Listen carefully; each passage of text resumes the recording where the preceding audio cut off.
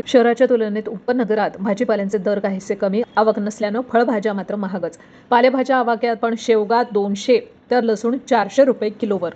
अहिल्यानगरमध्ये यावर्षी चांगला पाऊस झाल्यानं पिकं बहरलेली असून मध्यंतरी झालेल्या अवकाळी पावसामुळे मात्र हिरव्या पालेभाज्यांचं मोठं नुकसान झालं होतं. त्यामुळे काही महिने बाजारपेठेत हिरव्या पालेभाज्यांचे दर महाग झाले होते. आता मात्र हिरव्या पालेभाज्यांची आवक वाढल्यानं त्यांचे दर आवाक्यात आलेले आहे. पण फळभाज्या मात्र अद्यापही महागच आहे. सध्या उपनगरामध्ये गावरान लसणाचे दर प्रति किलो 400 रुपये झालेले आहेत. अहिल्यानगर तालुका कृषी उत्पन्न बाजार समिती तसंच नालेगाव परिसरात मोठा भाजी बाजार भरत असतो. याशिवाय चितळे रोड, सावेडी उपनगरामध्ये professor colony, Bhistbag Chowk, Ekvira Chowk, Ganesh Chowk, Barikashram road आदी ठिकाणी सुद्धा भाजी बाजार भरत असतो.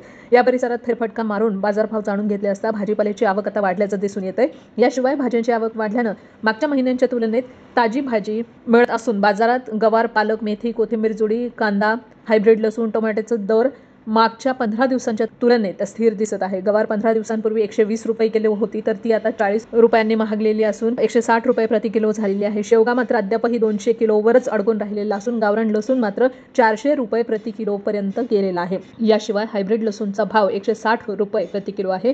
भाजीपाल्यांच्या जुड्यांचे दर 15 दिवसांपासून स्थिर आहे. व्यापारी बाजारात भाजीपाल्यांची आवक सरासरी आहे. ऐन सणासुदीच्या काळात हिरव्या पालेभाज्यांची आवक मंदावलेली होती, ती आता वाढलेली असल्यानं बहुतांश पालेभाज्यांचे दर कमी झालेले आहे. मात्र फळभाज्यांचे दर वाढलेले असून आवक कमी झाल्यानं दर कमी करण्याकडे विक्रेत्यांचा कल दिसून येत नाही.